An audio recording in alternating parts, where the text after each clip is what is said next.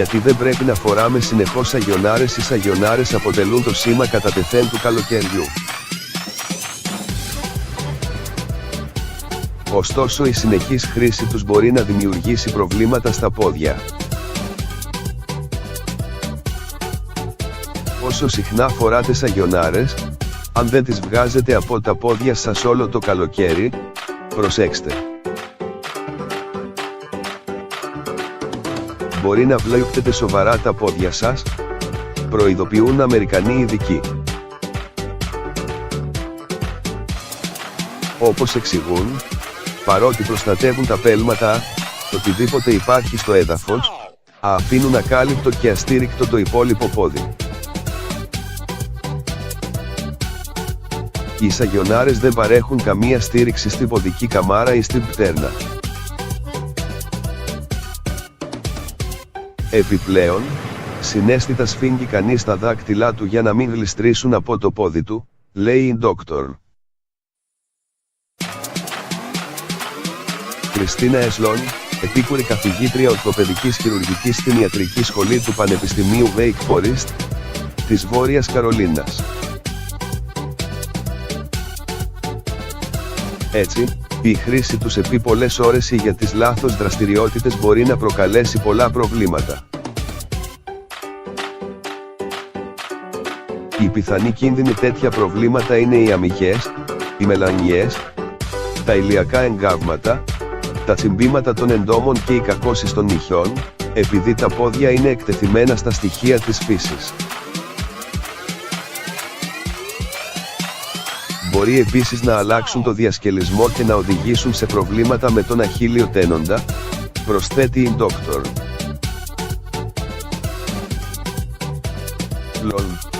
Άλλα πιθανά προβλήματα είναι ο πόνος στη μέση και η περιοστίτιδα κνήμης, Medial Tibial Stress Syndrome, DSS.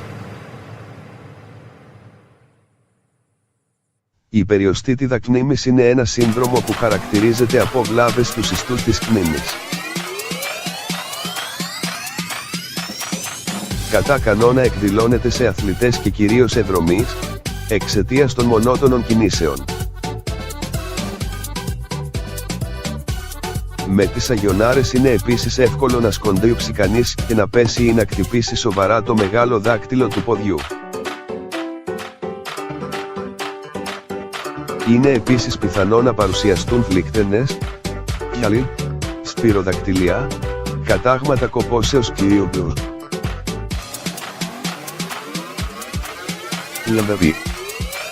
Τα όμως μπορούν να αποφευχθούν εάν τις φοράμε για λίγες ώρες την ημέρα, τονίζει η Dr.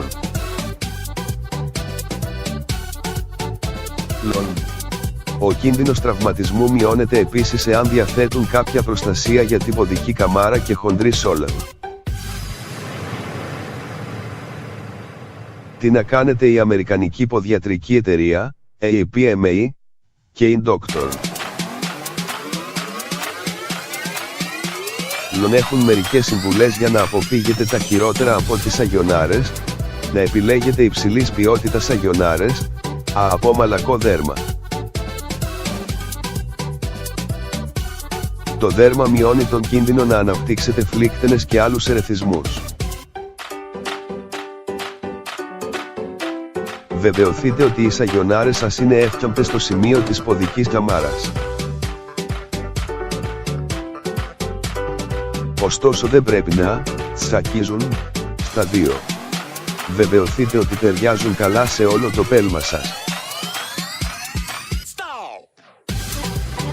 Δεν πρέπει να εξέχει η πτέρνα ούτε τα δάκτυλα. Ιδανικά, πρέπει να είναι λίγο μεγαλύτερες από το πόδι σας. Φροντίστε να τις ελέγχετε τακτικά και να τις πετάτε αν δείτε ότι έχουν ενδείξεις φθοράς. Μην αγνοήσετε τυχόν ερεθισμό ανάμεσα στα δάκτυλα του ποδιού όπου στηρίζεται η σαγιονάρα. Μπορεί να δημιουργηθεί φλίκτενα και υπάρχει κίνδυνος μόλυνσης. Να φοράτε πάντοτε σαγιονάρες όταν βαδίζετε σε κοινόχρηστους χώρους.